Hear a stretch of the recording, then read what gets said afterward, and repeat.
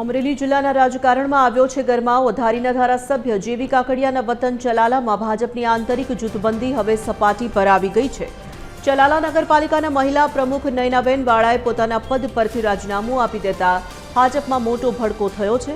ઉલ્લેખનીય છે કે ચલાલા નગરપાલિકાની તમામ 24 બેઠકો ભાજપ પાસે હોવા છતાં સભ્યોમાં પ્રમુખ સામે ભારે અસંતોષ જોવા મળ્યો હતો। અંદાજે 1 મહિના પહેલા જ પ્રમુખ સામે અવિશ્વાસની દરખાસ્ત લાવવામાં આવી હતી। જોકે નયનાબેને કૌટુંબિક કારણ ધરીને કલેક્ટરને રાજીનામું સોંપ્યું છે।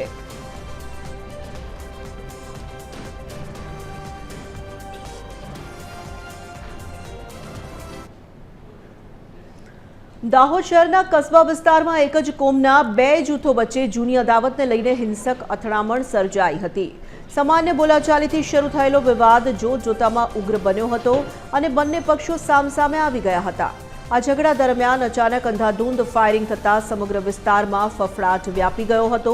આ ગોળીબારની ઘટનામાં 2 વ્યક્તિઓને ગંભીર ઇજાઓ પહોંચી, જેમને તાત્કાલિક સારવાર માટે હોસ્પિટલ ખસેડવામાં આવ્યા। ઘટનાની ગંભીરતા જોતા ડેપ્યુટી એસપી અને એલસીબી એસઓજી અને સ્થાનિક પોલીસનો મોટો કાફલો ઘટના સ્થળે દોડી ગયો હતો। પોલીસે હાલ સમગ્ર વિસ્તારને કોર્ડન કર્યો છે અને ચુસ્ત બંદોબસ્ત ગોઠવીને આરોપીઓની અટકાયત કરવાની તજવીજ હાથ ધરી છે।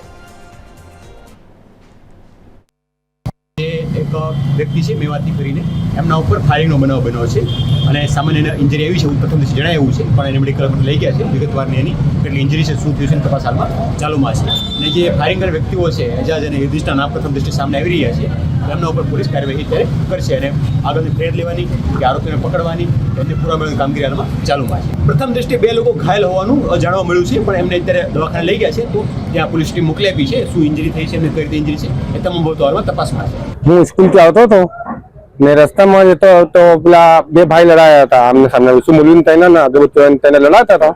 હું પણ મારા પોતે સ્કૂલમાંથી મિલીને આવતો હતો તો પેલી ફાયરિંગ થઈ તો મારા પગમાં ગોળી વાગી ગઈ। મારા પગમાં ગોળી વાગી ગઈ પછી કે હોસ્પિટલમાં લઈ ગયા, મારી સારવાર કરાવી, મને હમણાં સારું છે। કસ્બા વિસ્તારમાં ઝઘડો થતો હતો। મારો બાબો ઉપરથી આવતો હતો, મારા બાબાના પગમાં ગોળી વાગી તે મારો બાબો ઘેરો આવ્યો। સામે મારું મકાન છે કસ્બા વિસ્તારમાં, આવીને મને કીધું પપ્પા મારા પગમાં ગોળી વાગી ગઈ છે ને એવો મારા છોકરાને કીધું ભાઈ એને દવાખાને લઈ જાઓ સારવાર માટે।